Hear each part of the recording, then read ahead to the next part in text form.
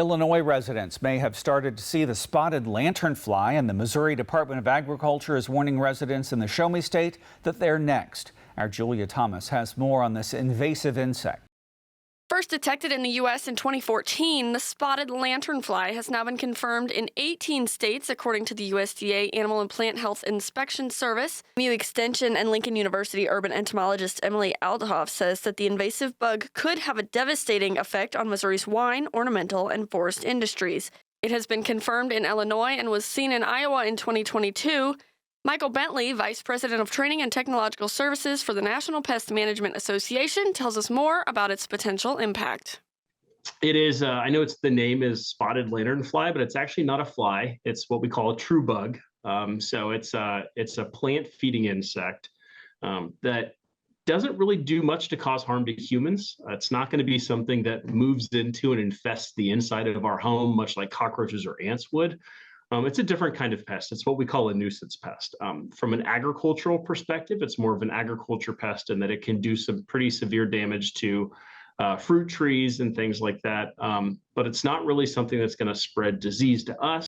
Bentley noted that the female lanternfly will move into an area and lay an egg mass, which blends in with tree bark. If you see one, he advises you scrape it off of the plant, but advises the larvae do have a tendency to jump. We saw a few nymphs, which that's a special name for the babies. So the immature life stages of this insect. We saw a couple immatures in our backyard last year, I think maybe 5 total. This year, we've got a few thousand.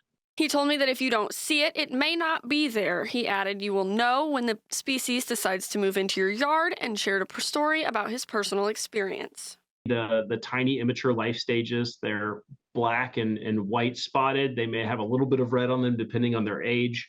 And then once they develop into fully developed adults, they're just around an inch long. They've got wings. If you do happen to find the invasive species in Missouri or Iowa, the recommendation from the Department of Agriculture is to try and collect a specimen and put it in a vial of alcohol to preserve it, label with the date and location that it was found, and bring a sample to your county extension office. If this is not possible, Bentley advises to kill it. If you are in an area where you are already dealing with a management situation, he advises using a professional and not dealing with it yourself. It's not if, it's when for Missouri, unfortunately. As these invasive pests have continued to spread, it's just been one state after another. So because they are an invasive pest, it's really important for everybody to keep their eyes peeled. The link for resources to identify and learn more will be on our website. I am Julia Thomas reporting.